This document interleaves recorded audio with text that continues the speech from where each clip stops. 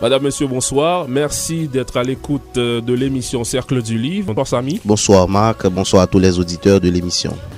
Beaucoup de colloques internationaux ont été réalisés sur la problématique de la culture en Haïti. À ces rencontres, des réalités ont été analysées, des problèmes pointés du doigt et des propositions les plus divergentes les unes des autres ont été faites. Pourtant, la même recommandation revient à chaque fois. Il faut que l'État élabore une politique culturelle pour le pays. Une politique culturelle qui serait une orientation globale vers laquelle doivent converger les diverses actions des opérateurs culturels, tant privés que publics. L'ancien ministre de la Culture, M. Eddy Lubin, et son directeur de cabinet Ronald Paul ont en ce sens proposé à l'État haïtien un document de politique culturelle. Dans ce document, les auteurs se proposent d'arriver au réveil d'une authentique conscience nationale par une action organisée du secteur culturel qui débouchera à coup sûr sur un développement culturel, mais aussi une démocratisation des moyens de production et des produits eux-mêmes. Ainsi, un diagnostic de la situation culturelle a été fait et des solutions sont donc proposées. Et parmi ces solutions, nous pouvons signaler entre autres la création de 5 autres organismes autonomes, notamment un institut du carnaval. Madame, Monsieur, nous avons le privilège de recevoir ce soir l'un des auteurs de ce document, Ronald Paul. Ronald Paul, bonsoir et bienvenue à Cercle du Livre. Bonsoir, merci de m'inviter à cette émission. Je suis vraiment très heureux de cette occasion de parler de politique culturelle et particulièrement du document que nous avons produit et l'année dernière, ça va faire tout juste un an puisqu'il est daté de mars 2008. Mars 2008. Très bien. Alors, Ronald Paul, la nation doit-elle se réjouir enfin d'avoir maintenant une politique culturelle? La nation ne peut pas encore se réjouir parce que c'est vrai que nous avons fait une proposition de politique culturelle, mais encore faut-il que cette proposition soit discutée et surtout soit appropriée. Le problème, enfin si on peut parler de problème, c'est-à-dire on peut avoir toutes sortes de propositions dans n'importe quel domaine, encore faut-il que les propositions soient appropriées de telle manière qu'on puisse envisager comment l'appliquer. Donc pour le moment, je pense que de 94 à nos jours, il y a eu pas mal de choses qui ont été faites. Et je pense que nous avançons, évidemment pas aussi rapidement qu'on l'aurait souhaité, mais je pense que nous avançons. Maintenant, on a un document et sur lequel on peut discuter et de telle manière à effectivement... Justement. Très bien, vous parlez d'appropriation, mais est-ce que, au niveau de la diffusion de ce document, est-ce que ce document a été suffisamment diffusé? Parce que pour qu'on puisse s'approprier de ce document, il faut quand même que la diffusion soit faite. Oui, nous avions commencé à faire la diffusion. C'est-à-dire la diffusion, ce n'est pas simplement de distribuer un certain nombre d'exemplaires.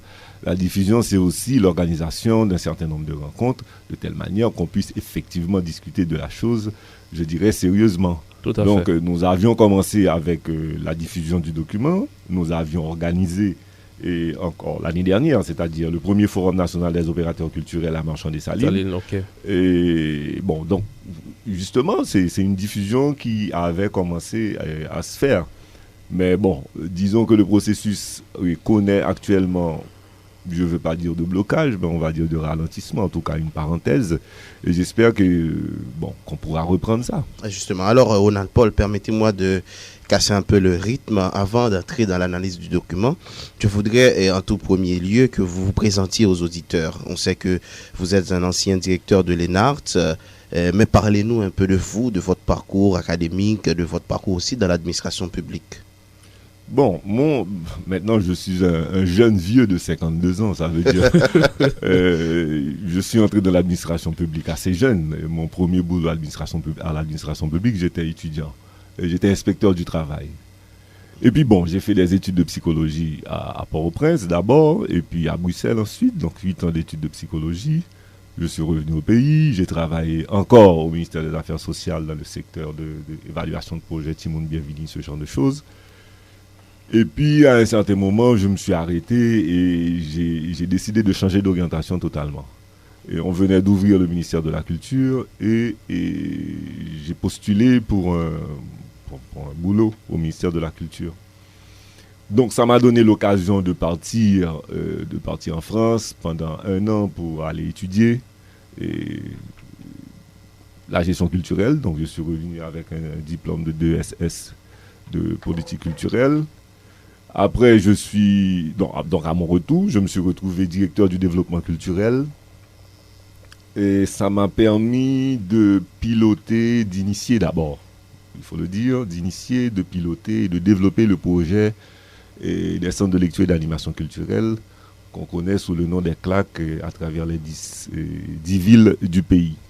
Après, j'ai dirigé avec M. Dominique Mondoloni, qui est devenu un ami, mais qui était très connu à l'époque à Port-au-Prince, le projet de promotion du livre et de la lecture, ce qui m'a permis à la fin du projet d'organiser un colloque sur la problématique de la lecture en Haïti. Ça s'appelait Faire lire aujourd'hui en Haïti. Et puis après, à l'issue du colloque, on a eu l'occasion de monter le fonds d'aide au livre et à la lecture, le FAL, qui était une association très intéressante, malheureusement. Qui n'existe plus. L'expérience a tourné un peu court, faute de plusieurs choses. Parce que moi, après, je suis parti. 2 ans à Barcelone, où je me suis occupé particulièrement de livres, mais disons sous un autre angle, sous l'angle éditorial. Et puis je suis revenu, c'est à mon retour seulement en 2004 que je me suis retrouvé directeur de l'ENARTS. Okay. Et puis après la direction de l'ENARTS, ça s'est terminé comme on sait, malheureusement. Et donc j'ai mené mes activités personnelles en tant qu'éditeur, des choses comme ça. Donc ça m'a donné l'occasion de publier Zinglin Rêve, qui est un film, un docu-fiction sur la peinture. C'est une véritable encyclopédie de la peinture du nord du pays. Et puis après, mon ami Eddie Lubin m'a appelé quand il est devenu ministre, à son cabinet. Et puis bon, je me suis retrouvé pendant 6 mois directeur de cabinet du ministre Eddie Lubin. Alors la rédaction d'un document de politique culturelle faisait partie justement de vos attributions, de vos missions en tant que chef de cabinet, ou est-ce que c'est un projet que vous avez toujours tenu à cœur? C'est un projet que j'ai toujours tenu à cœur depuis mon retour au ministère de la Culture en 1996. J'avais déjà écrit un article en 1996 qui s'intitulait Haïti, quelle politique culturelle, qui a été publié au Nouvellis, et ça m'a valu quelques remontrances en tant que fonctionnaire. En 2002, j'ai pris l'initiative de sortir la lettre. À l'époque, j'étais directeur du développement culturel, donc j'ai sorti la lettre. De 2004, c'est ça? Non, 2002. En 2002. Donc il y a cette lettre, c'est un petit bulletin, okay. Et ça s'appelle la lettre de la DDC, où je parlais encore de développement culturel par la médiation, où je parlais effectivement de la nécessité de s'organiser, d'avoir un document d'orientation sur le domaine. Et puis en 2008, j'ai eu la chance, avec Eddie Lubin, d'être en position, on va dire, pour pousser la chose un peu plus loin. Malheureusement, comme chacun sait, c'est une expérience qui n'a pas duré, qui a duré extrêmement... Enfin, ça a été vraiment très très court.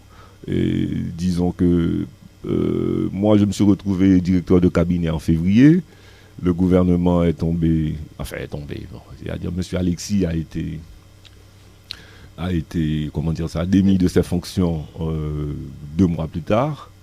Donc, on avait juste le temps de rédiger ça. Et puis, bon, heureusement, on a pu quand même sortir le document. Malheureusement, à partir du moment où le gouvernement était en principe démissionnaire, le pilotage pour poursuivre le travail de consultation avec les partenaires devenait absolument difficile. Oui, devenait absolument difficile parce que, bon, dans les faits, le ministre n'avait plus, disons, l'autorité.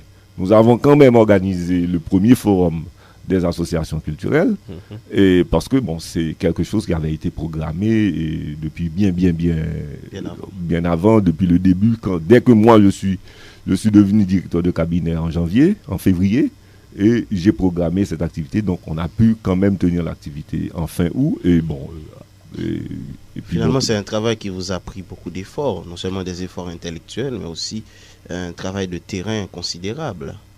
disons que c'est un travail qui a mûri pendant au moins 12 ans. Parce que depuis 1996, si on regarde la lettre de la DDC, on peut trouver plus ou moins en filigrane tous les éléments de ce document. Mais je pense que le travail intellectuel, le travail, je dirais, de base, qui à mon sens est le plus important, c'est sur la structure du document. On s'est bien vite rendu compte que on ne pouvait pas s'orienter vers un document de politique culturelle qui détaillerait les actions dans tous les domaines. Une politique du livre, une politique de la lecture. Non, il faut que chaque organisme, ceux qui le concernent, c'est-à-dire investissent de telle manière à pouvoir aboutir à ça. Nous, ce que nous avons fait, nous avons donné un document, nous avons conçu un document qui serait un document cadre, et je pense qu'on peut à travers la table des matières, voir comment ça... Bon, il y a évidemment la préface, et l'esprit, c'est-à-dire dans quel esprit nous sommes engagés à rédiger cette proposition. Après, les stratégies, quelles sont les principales stratégies à adopter dans le domaine, les principes d'application de ces stratégies, et puis un plan d'action, ok, et puis des projets fédérateurs. Nous avons 3 projets fédérateurs. Le programme d'aménagement linguistique, le programme d'éducation culturelle, et la banque de développement culturel. Donc vous n'avez pas choisi de suivre la logique généralement suivie pour la rédaction de politique culturelle, de politique publique. C'est-à-dire des consultations. Oui, voilà, justement. Oui, non, les consultations en principe devraient venir, mais on devrait quand même cadrer les discussions. Je pense que avant d'entamer des consultations, il fallait quand même que les gens s'entendent sur un certain nombre de choses. Sur l'esprit avec lequel on aborde cette question, c'est très important parce que ça ne va pas de soi. Et si vous lisez le début, je pense que, dans la composition, je pense que un certain nombre de choses ont été mises en exergue. L'action organisée pour arriver à un développement culturel, à une démocratisation des moyens de production, comme l'accès aux produits culturels, n'a pas été au rendez-vous. C'est-à-dire, même s'il y avait au départ des intentions.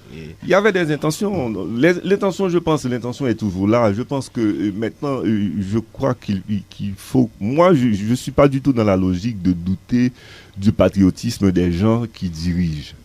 Parce que très souvent, les bonnes intentions sont là. Mais comme chacun sait, l'enfer est pavé de bonnes intentions. Maintenant, il y a un problème technique. Et le problème technique, il faut savoir l'aborder.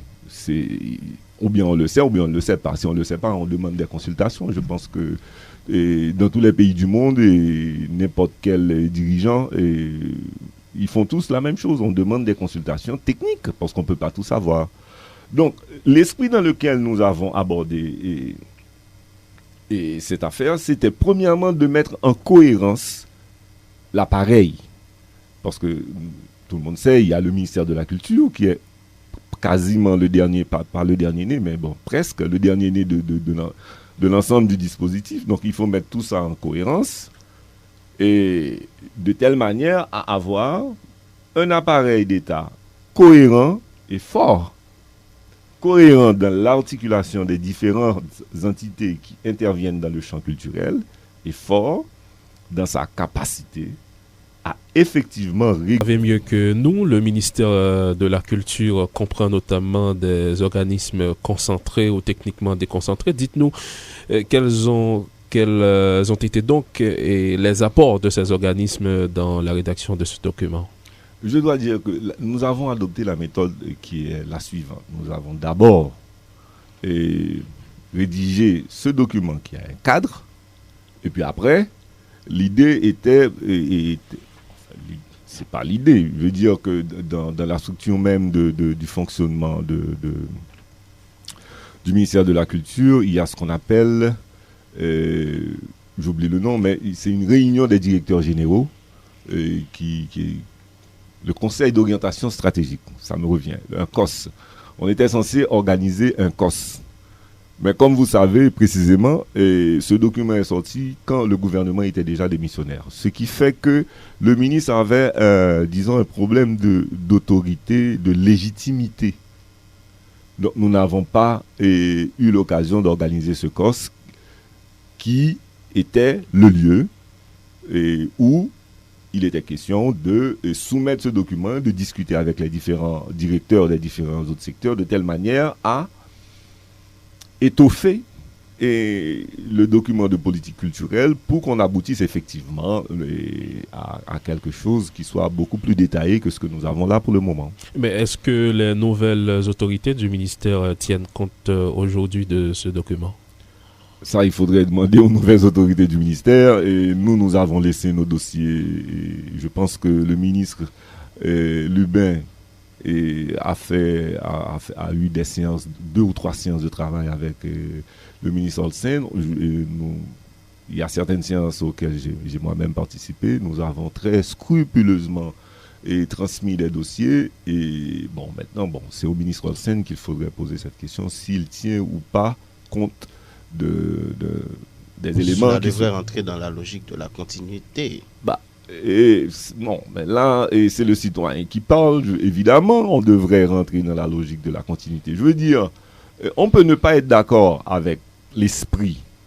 On peut ne pas être d'accord avec les stratégies. On peut ne pas être d'accord avec les principes. On peut ne pas être d'accord avec les propositions d'action. Mais de toute manière, il faut aborder la question dans un esprit donné, et il vaut mieux que ça soit clair. Il faut des stratégies, il vaut mieux que ça soit clair. Il faut des principes, et il faut dire ce qu'on va faire.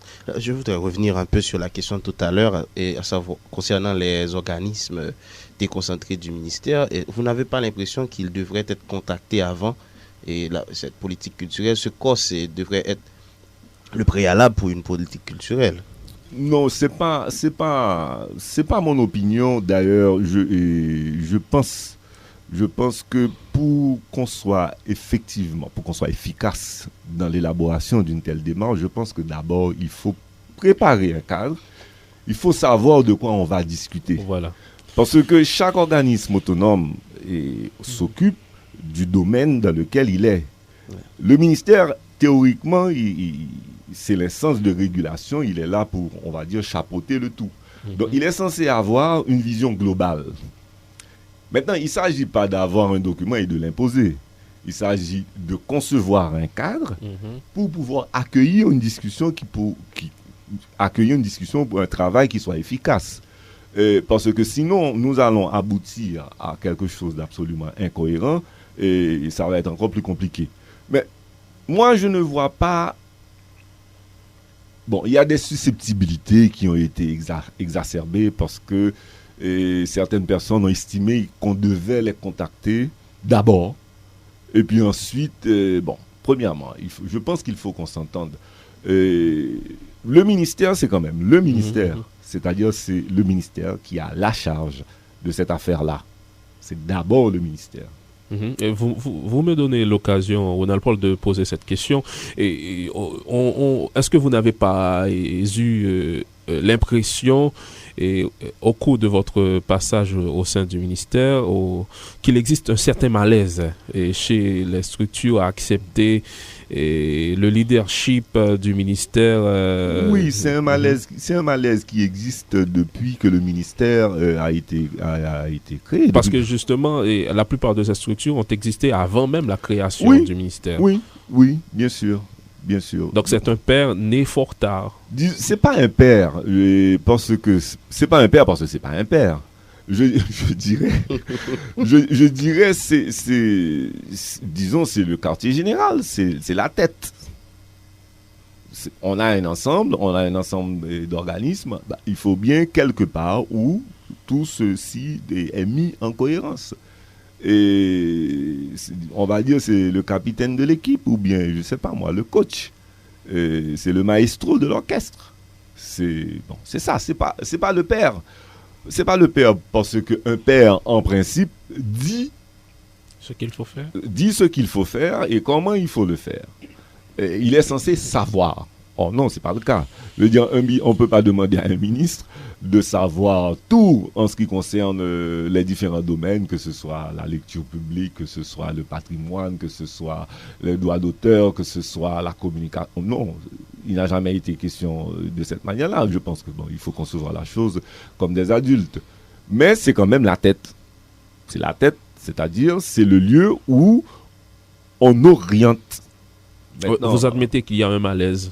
Oui, il y a un malaise, bien sûr qu'il y a un malaise. Il y a un malaise, premièrement, parce que, justement, les organismes ont préexisté avant.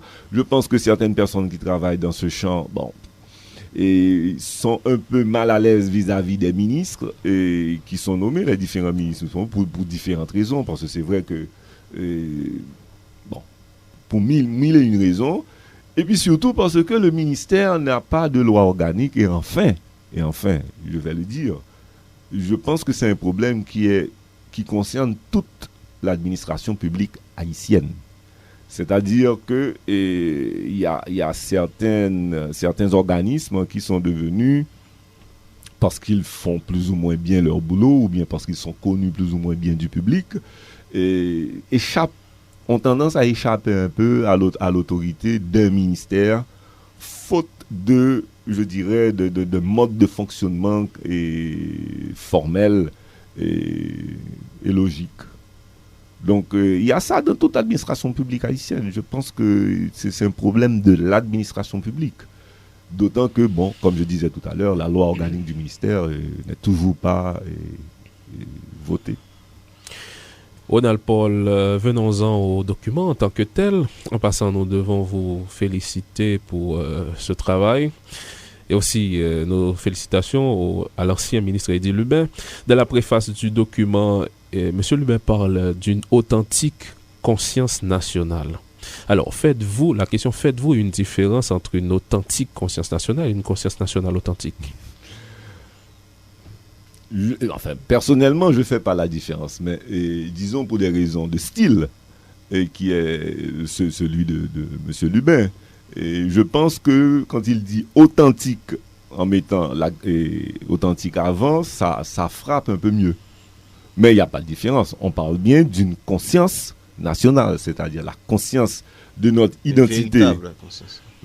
La conscience de notre identité d'haïtien, avec tout ce que ça comporte d'histoire et tout ce que ça comporte d'actualité et tout ce que ça comporte aussi de perspectives d'avenir.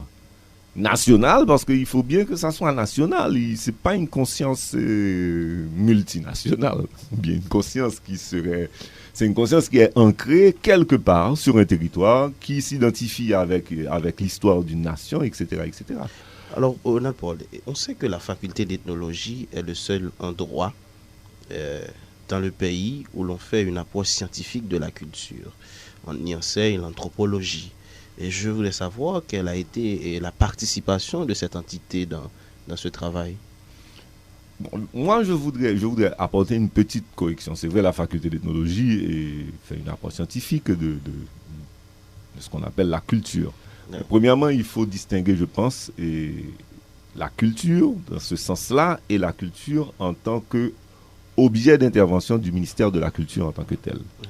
L'objet d'intervention du ministère de la Culture en tant que tel, c'est non seulement les arts et traditions populaires, mais c'est aussi plein d'autres choses. Il y a la communication, il y a le droit d'auteur, enfin le livre, enfin, etc., etc. Donc ça, c'est une première précision à apporter. Et la deuxième précision, je pense aussi qu'il y a d'autres endroits où il y a des éléments de la culture qui sont étudiés, les facultés. Je pense aux facultés de génie, les gens qui font de l'architecture. J'espère, je suppose en tout cas. J'imagine. Ouais, je voulais parler de l'aspect théorique de la question. Oui, l'aspect théorique. Les instances publiques ont besoin de cette information théorique pour pouvoir agir. Oui. Alors, il faut dire deux choses. Je vais faire une comparaison très simple pour permettre aux gens de comprendre pour quelles raisons, au départ, au stade où nous étions, la faculté d'ethnologie n'a pas participé à ça. Je vais faire la comparaison simple. On peut être un excellent médecin et ne rien, absolument rien savoir de politique de santé. On peut être un excellent médecin et ne absolument rien comprendre à la politique de santé. Ce sont deux domaines différents. Il y a un domaine, la politique, qui consiste en particulier à gérer. Et ce sont deux domaines différents et c'est exactement la même chose. C'est absolument la même chose. Et je pense que cette distinction, elle est très très importante parce que dans l'esprit des gens, si on est par exemple un excellent musicien, on peut diriger une école de musique. Faux. Si on est un excellent peintre, on peut ouais, c'est une autre compétence. Voilà. C'est une autre compétence. Donc, si on est un docteur en anthropologie, on peut être ministre de la Culture. Faux. Ça n'a absolument rien, mais vraiment rien à voir. Je veux dire qu'on peut avoir un excellent ébéniste qui me fasse un excellent ministre de la Culture. Étant donné que cet ébéniste-là a des compétences en gestion sur ce domaine-là. Okay. Ce n'est pas nécessairement directement son métier. Parce qu'on a voulu faire quoi que, et souvent ça arrive en Haïti malheureusement, il faut un artiste ou bien un intellectuel. Bon, bien sûr, il faut un intellectuel pour diriger le ministère de la Culture. Il faut quand même quelqu'un qui soit cultivé. Ça, c'est un minimum.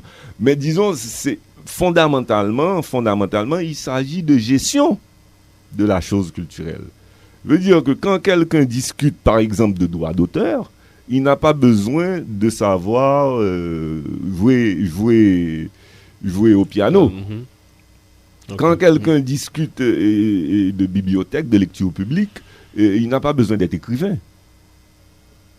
Il faut comprendre ces nuances. Et d'autre part, à votre décharge, M. Ronald Paul, vous aviez clairement souligné tantôt qu'il fallait d'abord la matière avant d'initier des rencontres, des discussions. Voilà. OK. Il fallait... Il y a une logique. Il y a une logique. Pour aborder une question, je pense qu'un minimum, c'est de se documenter. Ouais. D'abord. C'est dans ce sens-là que je pensais que la faculté pouvait avoir... Non, mais pas à ce stade-là. Bien sûr, absolument. Pas à ce stade-là, parce que je pense que la faculté d'ethnologie est une faculté qui a une importance absolument capitale en Haïti, parce qu'il y a plein de recherches que le secteur culturel a besoin. Et c'est la faculté d'ethnologie qui a les compétences pour effectuer ces recherches. Et donc, il faut faire jouer le rôle, il faut lui faire jouer le rôle qui est le sien, pas l'inverse. Mais je pense que malheureusement, on aborde la politique ici en Haïti, et particulièrement, je parle de politique culturelle, en ignorant absolument l'importance fondamentale, essentielle, incontournable, indispensable de la recherche. À mon avis, c'est un pays où sociologues, anthropologues devraient avoir pas mal de travail parce que les politiques se font dans l'ignorance absolue des données sur les objets sur lesquels on veut agir. Je vous pose la question à la fois à double titre, en tant qu'ancien directeur de l'ENART, mais aussi en tant qu'ancien chef de cabinet au ministère de la Culture. Il y a quand un nouvel administrateur pour l'ENART qui n'arrive pas à fonctionner? Ah, ben ça, c'est pas à moi qu'il faut poser cette question. Moi, non, je suis... Ça fait tout. Non, vos impressions. Non, enfin, mon impression, c'est que bon, l'ENART, c'est pas d'aujourd'hui que l'ENART s'accumule des problèmes. Moi, je me rappelle quand je venais d'entrer au ministère de la Culture et il y avait déjà des problèmes à l'ENART avant même que le ministère de la Culture existe. Je me rappelle que M. Bajeux s'arrachait les cheveux pour trouver une solution au problème de l'ENART. Donc l'ENART, c'est un problème vieux depuis quelque temps et c'est un problème, à mon avis, structurel. Si vous voulez, on peut y revenir. D'ailleurs, nous avons proposé des solutions par rapport à cette problématique. Très bien, nous allons marquer la pause de la demi. Madame, Monsieur, Ronald Paul, ancien directeur de cabinet au ministère de la Culture, est notre invité cette semaine. Ne quittez pas. You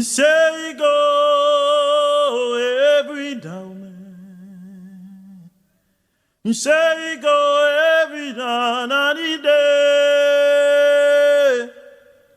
You say you go every down. You say you go every night and day. I go Isagonde. Dambala vie vie.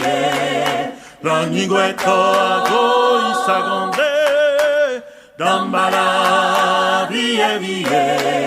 L'onigüeto ago isagonde, dambala vie vie.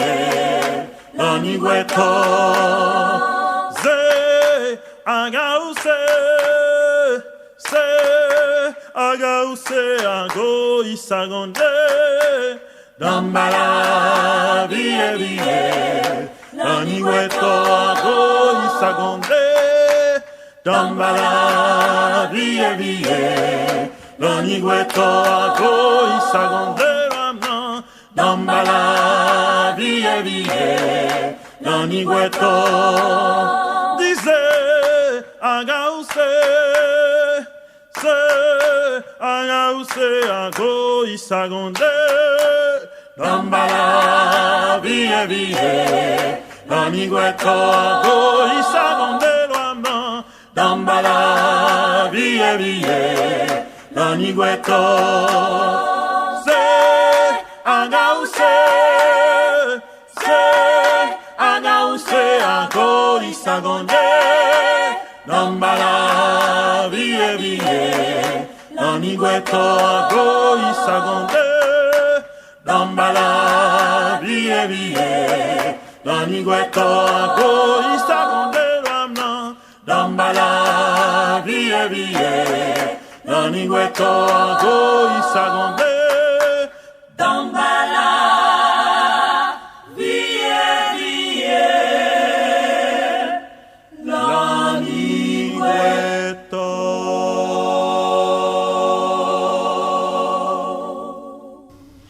Cercle du livre, Samy Janvier, Marc Dorsin, l'ancien directeur de cabinet de M. Eddy Lubin, Ronald Paul.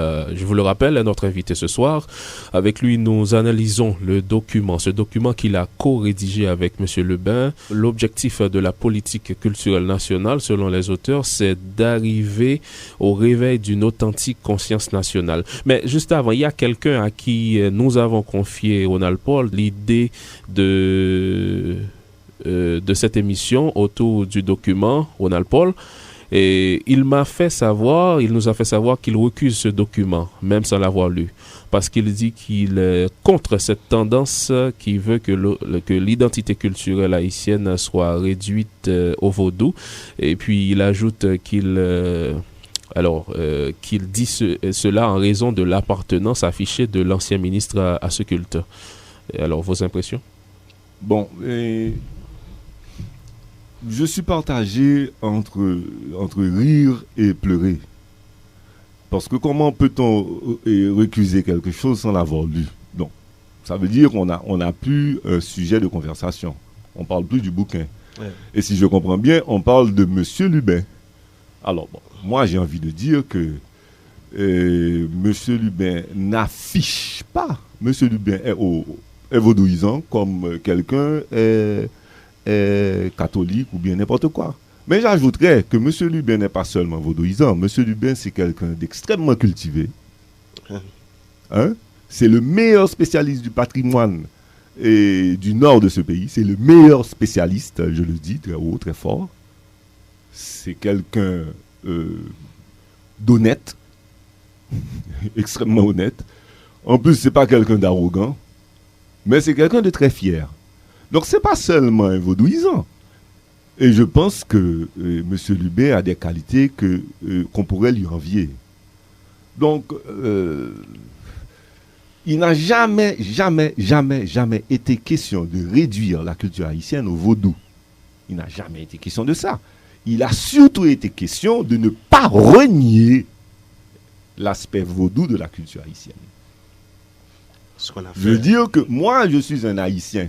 Ça veut dire que je ne peux pas nier que effectivement j'ai des parents qui sont vaudouisants. Je ne suis pas vaudouisant moi-même, mais c'est pas pour dire que c'est quelque chose que je rejette.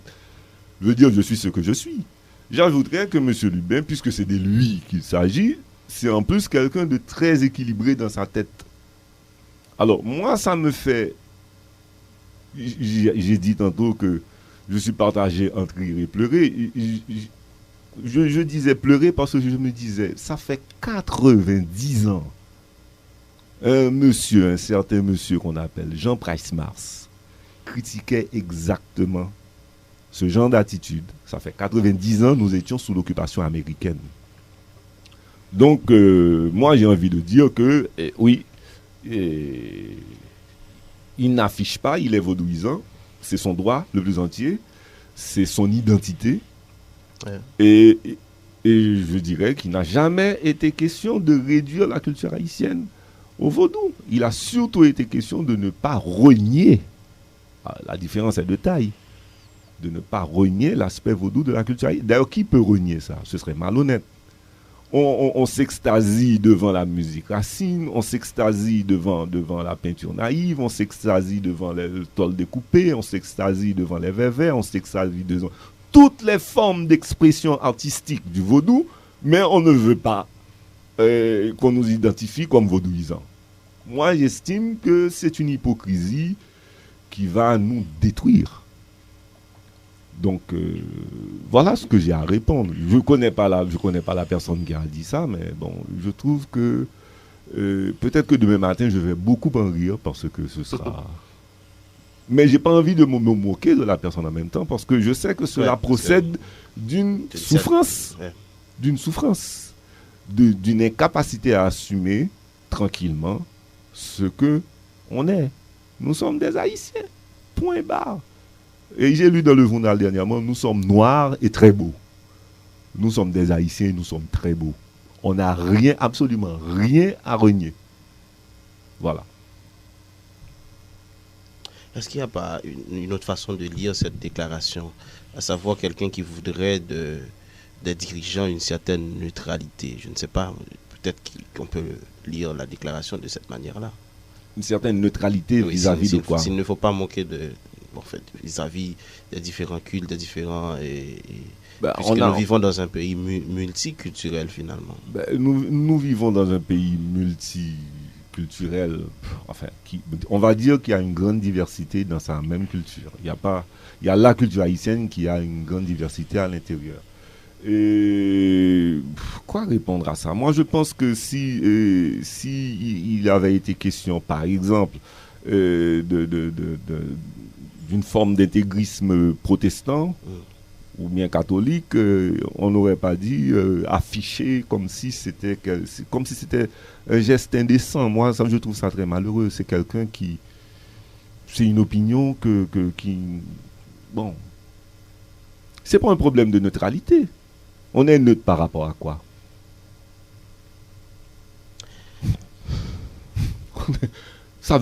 Neutre veut dire quoi, concrètement? Moi, je ne suis pas neutre, je suis un Haïtien, point. Voilà. C'est pas une position neutre. Oui, parlons de Jean Price Mars, vous l'avez mentionné tout à l'heure. Il paraît que c'est l'auteur qui est le pilier idéologique de cette œuvre, de ce document. Oui, tout à fait. Vous le dites que vous pensez, avec Jean Price Mars, que vous le dites à l'intérieur du document, il ne faut pas renier aucune part de... Voilà, justement, c'est ce que je cherche. Dans les principes de la valorisation des expressions culturelles, je pense que ça doit être là.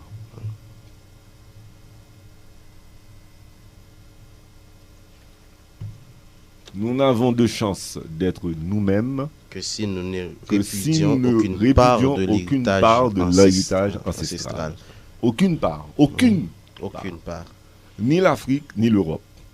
Ni non plus les habitants qui ont été trouvés ici. Aucune part. Il s'agit de ne renier aucune part. Voilà.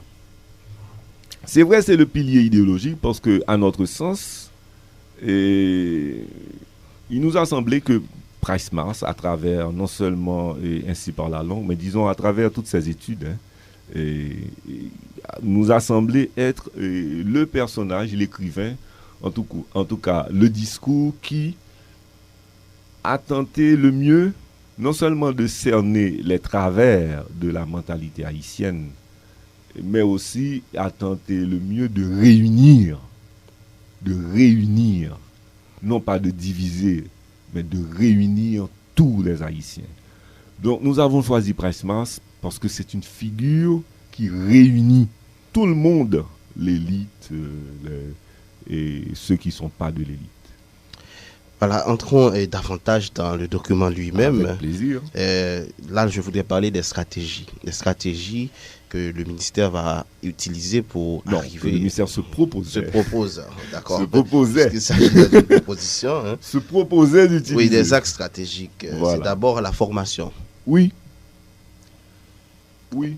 C'est la formation parce que le secteur culturel souffre beaucoup de manque de cadres formés dans le domaine. Et bon, certaines personnes se vexent à tort parce que ils savent pas combien nous avons besoin, par exemple, de spécialistes en droit d'auteur, par exemple. Ouais. Combien nous avons besoin de bibliothécaires. Combien nous avons besoin de toutes sortes de spécialistes dans toute espèce de domaine des arts et des lettres. Et surtout, comment nous avons besoin de gestionnaires culturels. Il n'y en a pas assez. C'est-à-dire, vous pouvez... On va prendre... C'est un dernier temps, c'est le carnaval. Bon, ok, on va prendre un truc comme le carnaval. On a besoin d'ingénieurs de son, par exemple.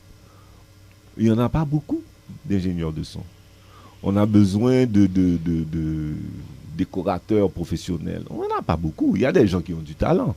Mais il manque affreusement à tous les niveaux, et de techniciens et de cadres d'honneur. Au niveau de la gestion culturelle, il y a une carence. Non, c'est pas zéro, mais il y a une carence parce que c'est vrai depuis certains temps, et je suis assez content de l'avoir fait. J'ai fait beaucoup d'efforts pour essayer de former des jeunes et en la matière, j'espère que ils vont pouvoir poursuivre leur formation. Mais il n'y en a pas assez. Il en faut beaucoup plus. Donc, et c'est ça, parce que si nous n'avons pas de cadres et de techniciens formés, on ne peut pas prétendre faire avancer et développer le domaine. Il faut que les gens soient raisonnables. C'est pas avec un cordonnier qu'on va fabriquer une automobile. Il faut qu'on s'entende. C'est-à-dire que si on veut fabriquer une automobile, il faut des ingénieurs, il faut des mécaniciens, il faut des électriciens, il faut des etc. Donc ces gens-là, il faut les former si on veut arriver à un développement culturel. Donc c'est pour ça que nous avons placé la formation vraiment comme le premier axe stratégique du document. Ensuite, c'est de le partenariat. De notre proposition. Non, ensuite, le partenariat est incontournable. Déjà, moi, ça m'amuse beaucoup parce que en fouillant dans mes papiers, puisque je disais que j'étais un jeune vieux, j'ai déjà le vieux papier. Je vois en 2002 le Forum des associations culturelles en Haïti. On est en 2002, c'est dans la lettre de la DDC. Pour quelle raison? Et là, j'avais écrit un petit éditorial pour le journal.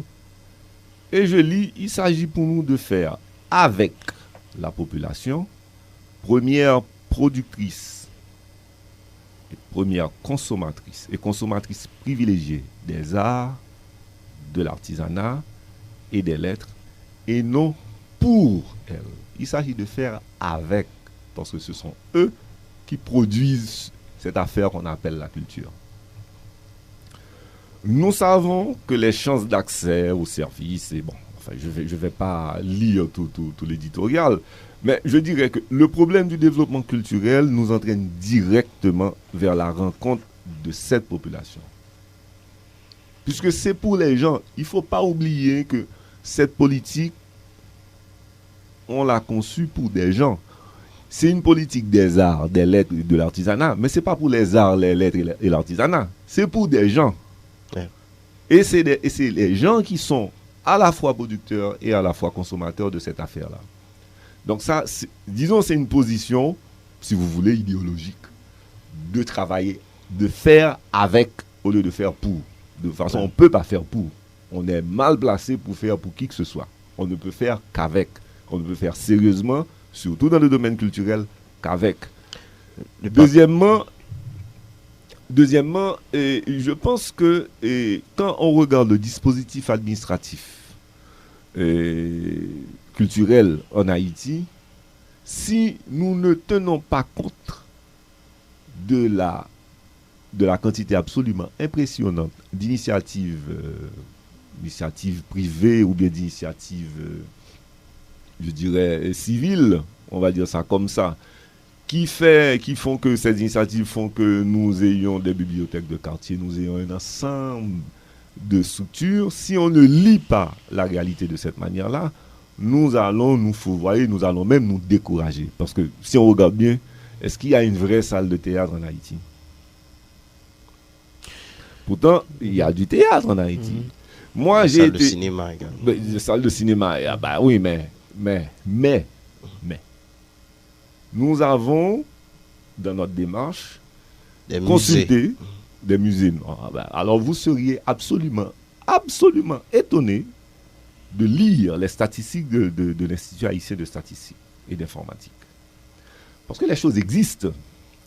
Maintenant, c'est vrai qu'elles n'existent pas sous la forme que nous attendons. Parce que quand on nous dit, par exemple, une salle de théâtre, nous avons en tête un cliché de salle de théâtre, etc. etc. Ça ne veut pas dire que la quantité... Moi, j'ai pas les chiffres en tête parce que, bon, à un certain moment, j'ai travaillé avec et puis, bon, je retiens très mal les chiffres. Mais nous avons des quantités de petites structures où les gens se réunissent pour faire, entre guillemets, du théâtre, pour regarder des films, pour danser, etc.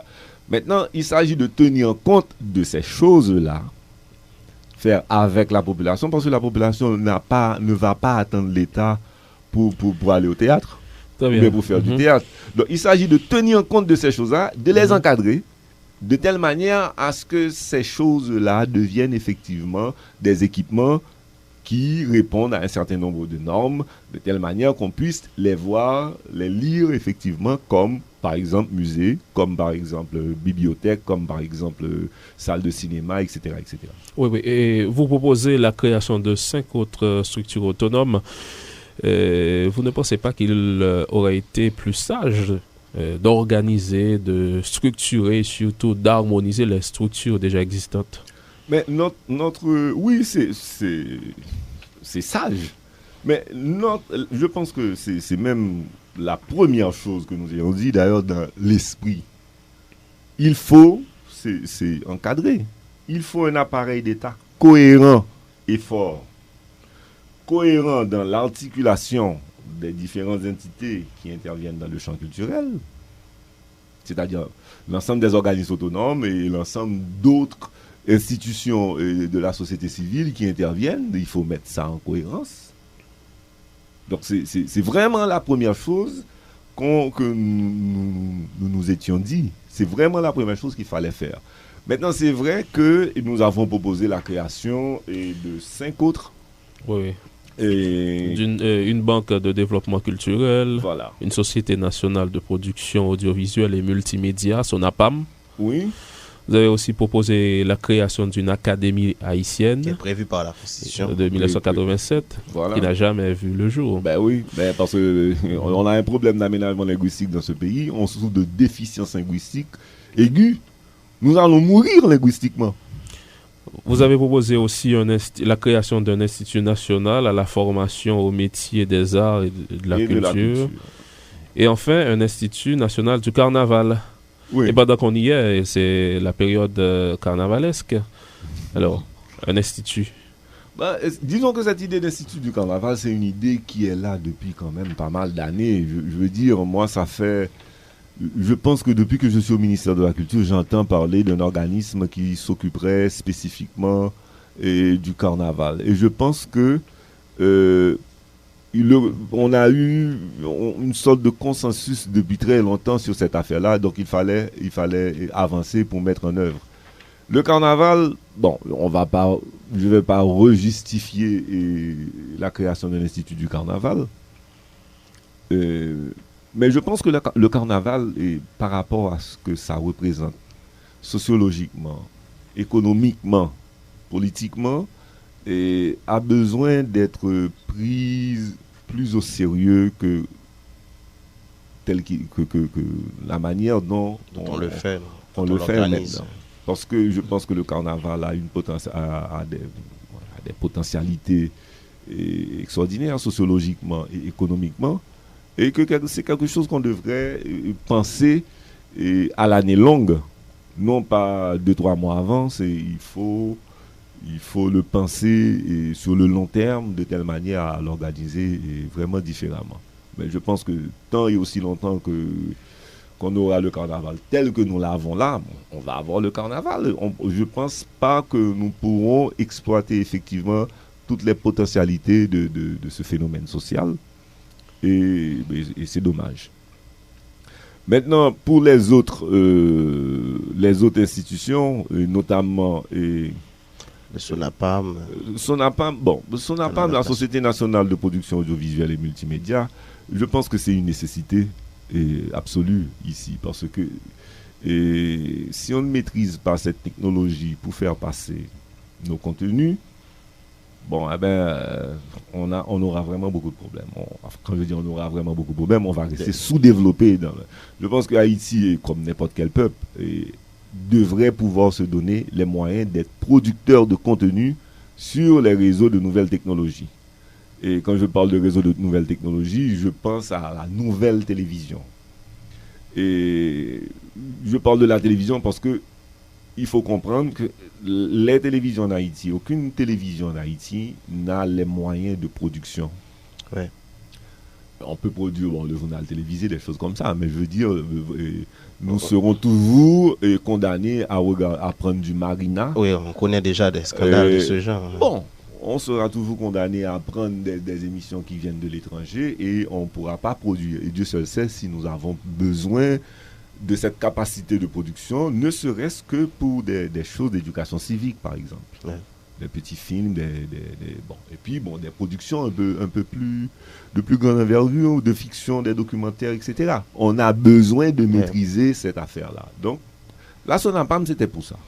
La SONAPAM, c'était pour se donner les moyens de production audiovisuelle et multimédia. Et nous avons pensé à un réseau d'écoles, de centres de formation, je ne sais plus le nom, on a appelé ça comment? L'Institut à la formation au métier des arts et de la culture. Alors cet institut serait non pas l'institut qui remplacerait, ce ne serait pas une école, ce serait une sorte de rectorat qui formaliserait la formation au métier des arts et de la culture, organiserait des examens officiels. Quand est-ce qu'on est ingénieur de son, quand est-ce qu'on est décorateur, métier technique, qui formaliserait les diplômes, qui formaliserait la formation de manière générale, et reconnaîtrait aussi l'ensemble, parce qu'il y a pas mal, par exemple, si on prend la danse, il y a un ensemble d'écoles de danse. Je ne parle pas de la capitale. Mais aussi des provinces. Je parle aussi des provinces et je parle aussi des danses traditionnelles. C'est-à-dire, il n'y a aucun endroit où il y a moyen de reconnaître, par exemple, un spécialiste en contredanse. Pour prendre un exemple, ou bien un menuet, ou prendre un exemple comme ça. Donc ça veut dire que c'est des éléments, c'est des formes d'expression de notre propre culture qu'on ignore. Qu'on ne valorise pas, évidemment. Très bien. Ronald Paul, et je m'en voudrais de ne pas vous poser cette question, puisque vous êtes à l'émission Cercle du Livre.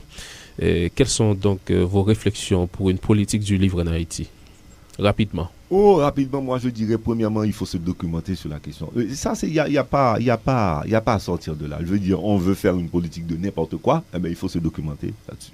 Il faut comprendre la filière du livre en Haïti, il faut comprendre, et quand je dis la filière du livre, je parle de la filière de production. Et puis il faut aussi comprendre la filière de consommation. Il faut comprendre. Donc il faut rechercher, il faut des recherches sur cette affaire-là. Donc je pense que c'est le premier pas. À partir du moment où on est documenté, on va pouvoir prendre des décisions rationnelles et intéressantes. Mais si on n'est pas documenté, si on ne sait pas, si on ne comprend pas pourquoi le livre est bon marché ou bien pourquoi le livre il est cher, si on ne comprend pas pourquoi il y a 3 librairies dans ce pays, si on ne comprend pas pourquoi Il y a... Donc l'État doit d'abord investir dans la formation dans ce domaine. Non, l'État doit d'abord investir dans la recherche. Ouais. Et puis évidemment dans la formation. Mais je pense qu'il faut d'abord comprendre le domaine. Pour comprendre le domaine, il ne s'agit pas de se coucher sous le dos, se tourner les pouces ou bien de regarder. Il faut effectivement des recherches scientifiques. Scientifiques, c'est-à-dire sur l'économie du livre, sur tous les aspects du livre, sur la distribution du livre, qui lit quoi, etc., etc. Comment le livre est fabriqué en Haïti, par exemple. La fiscalité liée à l'importation de la matière première. Qui fabrique des livres? Le dépôt légal, enfin, tous les aspects, il faut se documenter. Maintenant, quand on est documenté, à ce moment-là, on va pouvoir prendre des décisions intéressantes, y compris la formation. C'est vrai, il faut aussi former les gens. Nous sommes dans un pays très curieux et nous sommes réputés être le pays de la Caraïbe avec la littérature, une littérature très connue. On produit beaucoup de livres en Haïti.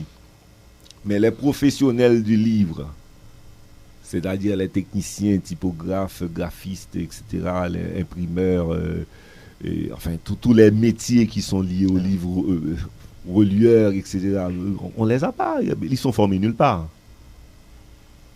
Je veux dire que si on veut avoir effectivement un développement de ce secteur, quand je parle de développement de ce secteur, ça veut dire qu'on arrive à produire et à distribuer. On arrive à mettre les moyens de production à la portée de, par exemple, quelqu'un qui voudrait ouvrir une maison d'édition au Cap ou bien au Caraïbes, pourquoi pas? Pourquoi pas? Oui. Donc si on veut arriver... Encadrer les auteurs de cette zone. Hein. Voilà, si on veut arriver à un développement de ce secteur, il faut s'informer. Parce que sinon, on sera toujours à regarder ce que font les autres avec admiration, sans comprendre que finalement... En Haïti, les auteurs, c'est après qu'ils sont devenus célèbres qu'ils réclament leur ville natale. Malheureusement, mais je veux dire, il n'y a aucune raison que quelqu'un qui vit au Cap ou bien au Caraïbes, qui soit auteur, qui écrit au Cap, au Caraïbes, qui ne trouve pas... D'ailleurs, historiquement, la première imprimerie qui a existé sur l'île d'Haïti, c'était à Milo. Quels sont vos projets, Ronald Paul? Ah, mes projets, j'en ai toujours plein de projets, moi. Il y a des gros et des petits, des personnels, et puis... Donc, nous avons le projet, M. Lubin, moi-même et quelques autres, que je fais exprès de ne pas citer parce qu'ils sont trop célèbres, et de monter la fondation, le collectif Jean Pressemans, qui sera une fondation dédiée à l'œuvre de Jean Pressemans, ça va de soi, mais aussi qui encourage des chercheurs, des artistes à produire dans ces avenues que Jean Pressemans a tracées pour la nation haïtienne. Et parlant de Jean Pressemans, vous me permettez, Ronald Paul, de signaler en fin d'émission que les éditions Mémoire d'Encrier viennent de rééditer Ainsi parla l'oncle dans un nouveau format avec une iconographie nouvelle. Et cet ouvrage est suivi d'un collectif titré Revisiter l'oncle, et dans lequel on trouve la participation de certains auteurs comme Maryse Condé, Daniela Ferrière, Raphaël Confiant. Je pense que c'est un ouvrage qu'il faut... 24 chercheurs haïtiens. Je suis vraiment très très très heureux de ça. Je suis vraiment très heureux parce qu'effectivement, nous aussi nous avions le projet de rééditer Ainsi parla l'oncle. Bon. Mémoire d'Encrier a pris le devant. Et puis, bon, moi, je suis vraiment très, très, très content. Très, très, très content. Je pense que Jean Pressemans mérite, pour notre bien, c'est pas pour lui ou bien pour sa famille, c'est pour notre bien. Jean Pressemans mérite d'être revisité et d'être pris plus au sérieux. Non pas seulement par 2 ou 3 personnes de l'élite intellectuelle, mais effectivement par tous les Haïtiens. Donc nous attendons ces textes en librairie en Haïti très prochainement. Moi je jubile, je suis très content. Merci Ronald Paul. C'est moi qui vous remercie, vous m'avez donné l'occasion de parler de quelque chose qui me passionne de toute façon. Et donc voilà. On espère vous avoir à bientôt. À disposition s'il y a des remarques, etc. Moi, ce qui m'intéresse fondamentalement, c'est pas de faire la vedette en disant que oui, j'ai écrit avec Eddy Lubin un document de politique culturelle, etc. Moi, ce qui m'intéresse, c'est qu'effectivement, on examine la chose. Si on n'est pas d'accord, on fait des propositions. Mais au moins, il y a une proposition sur la table. Et je pense qu'on ne peut pas. Il faut que Haïti ait une politique culturelle qui soit à la hauteur de son histoire, de sa culture. Pour le moment, nous sommes en deçà et c'est dommage. Merci Ronald Paul. Et voilà, c'est ici que nous mettons un terme à cette édition. Madame, Monsieur, Ronald Paul, ancien directeur de cabinet de l'ancien ministre Eddy Lubin, avec lequel il coécrit ce document, cette proposition sur la politique culturelle d'Haïti. Réalisation signée Wilkie Bonaventure, présentation Samy Janvier, Marc Dorsin. Bonsoir.